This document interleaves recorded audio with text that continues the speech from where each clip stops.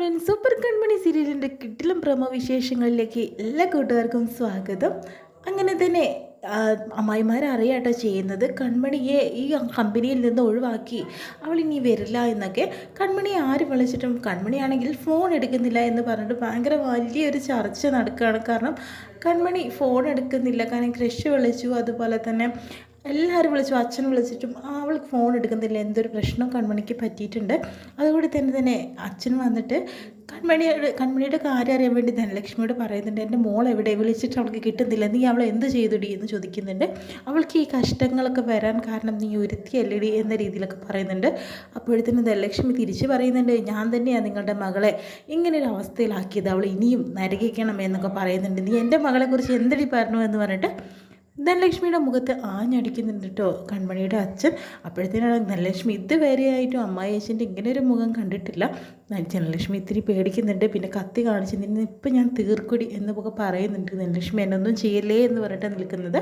അതിനുശേഷം ഞാൻ കൃഷ്ണനെ ആട്ടോ കാണിക്കുന്നത്. കൃഷ്ണൻ ഫ്രണ്ടും കൂടി സംസാരിക്കുന്നുണ്ട്. കൺമണി എവിടെയാണ്, അവൾക്ക് എന്തോ ഒരു പ്രശ്നം പറ്റിയിട്ടുണ്ടെന്ന് തന്നെയാണ് എനിക്ക് തോന്നുന്നത്. കാരണം അവളെ വിളിച്ചിട്ടും കിട്ടുന്നില്ല. ആകെപ്പാടൊരു പ്രശ്നങ്ങളൊക്കെയാണ് ഇപ്പോൾ നടന്നുകൊണ്ടിരിക്കുന്നത്. എനിക്ക് ആകെ അറിയില്ല എന്തൊക്കെ ഇതിൻ്റെ പുറകിലുണ്ടെന്നൊക്കെ പറയുന്നുണ്ട്. അങ്ങനെ മനോജിനോട് നമ്മുടെ ബലരാമൻ എല്ലാ കാര്യങ്ങളും സത്യങ്ങളും തുറന്നു പറയുകയാണ് കേട്ടോ. കാരണം ബലരാമൻ ഒരു കണക്കിന് പറഞ്ഞാൽ ഇപ്പോൾ അച്ഛനും അമ്മയും ആരാണെന്നുള്ള രഹസ്യമൊക്കെ അറിഞ്ഞിട്ടുണ്ടാവാം. കാരണം ആകെ മനസ്സ് തകർന്ന അവസ്ഥയിലാണ്. മനോജിനോട് കാര്യങ്ങളൊക്കെ സംസാരിക്കുന്നുണ്ട് കേട്ടോ. അങ്ങനെ നീ കൺമണി ഒന്ന് വിളിക്കണം, കൺമണി എവിടെയാണെന്ന് ആർക്കും അറിയില്ല എന്നൊക്കെ പറയുന്നുണ്ട്. അങ്ങനെ അച്ഛൻ വിളിച്ചതിന് ശേഷം തന്നെ മനോജ് സംസാരിക്കുന്നുണ്ട്, മോളെ കാണാനില്ലടാ എന്ന് പറയുന്നു.